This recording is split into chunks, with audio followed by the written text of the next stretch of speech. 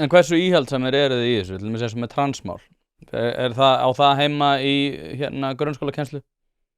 Hvað þá sérstaklega? Bara kenna transmál á einhver frá bara samtökunum 78 að vera með fræðslu transmál í grunnskólum Kópavogsbæjar. Náttúrulega félagasamtök eiga bara yfir höfuð, ekki vera með kennslu í neinum grunnskólum.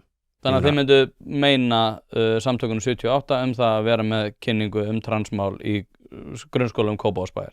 Meina af hverju ættu félagasamtök yfir höfuð að vera að koma að kynna sína stefnu? Nei, ég er ekki að spyrja því. Nú er það þannig að þið myndu breyta því. Já, þetta á bara að vera stefna.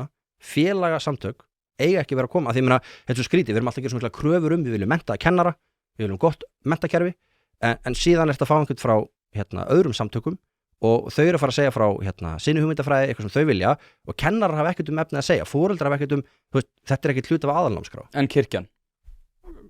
Hvað með? Eiga þeir að vera með einhver aðkomu inn í grunnskóluna? Ég tel að sem þjóð sem er með kross í fánanum og með lofsöng sem þjóðsöng og svona, það tel ég mjög eðlilegt að börn til dæmis fari í kirkju á jólunum.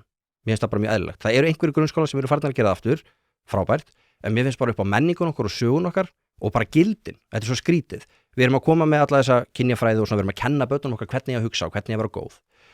Kristinfræði er skaðleg, þar sem þú ert að kenna að koma fram við aðra eins og þú vilt að sé koma fram við þig og elska náungan og fyrirgefa og miskun. Það er ekki orðið vont.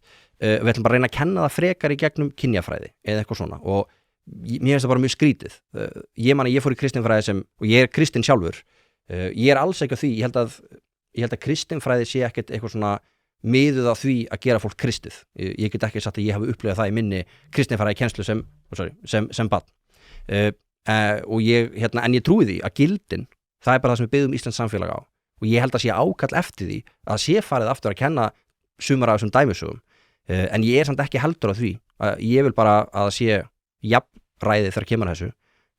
Ef að tökum sem dæmi samtöku 78 væri með eitthvað viðburð og myndi vilja auglýsa hann með einhverju plaggati í úlingadeildinni og segja hei, ef þú hefur áhuga getur þú komið, af hverju ekki? Saman með kirkjuna sem er oft með TTT, 10-12 ára. Ef þau vilja auglýsa það, þá er þetta eitthvað sem þú getur gert í þínu frítíma og mér finnst umræðan þetta svo oft vera svo út á túnni að þetta snýst ekkert það að maður sjá móti einhverju fólki eða mér finnst mjög eðlilegt að í úlingadeild til dæmis að fara yfir það í lífsleikni að sumir upplefa sig í röngum líkama en að gera heilu áfangana það að vera að fara með það í leikskóla þar finnst mér vera komin út í svona bara hver er tilgangurinn að börn komi heim úr leikskólanum og segja fóreldri sinna ég er hán bara hvað meinarðu? Já, það bara kom eitthvað fólk í leikskólan og sagði ert þú strákur að stelpa og ég sagði ég vissi það ekki og þá var bara niðurstaðan að ég er hán